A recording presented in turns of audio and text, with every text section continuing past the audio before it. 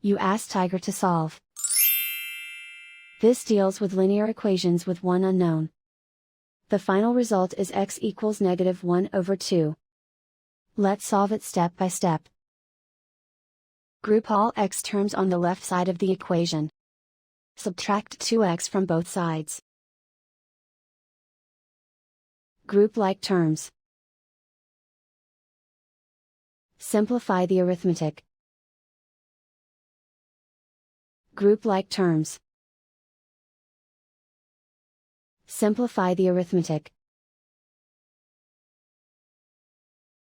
Group all constants on the right side of the equation.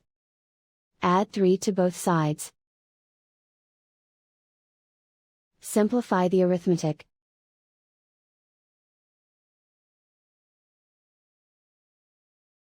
Isolate the x. Divide both sides by 4. Simplify the fraction. Find the greatest common factor of the numerator and denominator. Factor out and cancel the greatest common factor. And so the final result is x equals -1/2.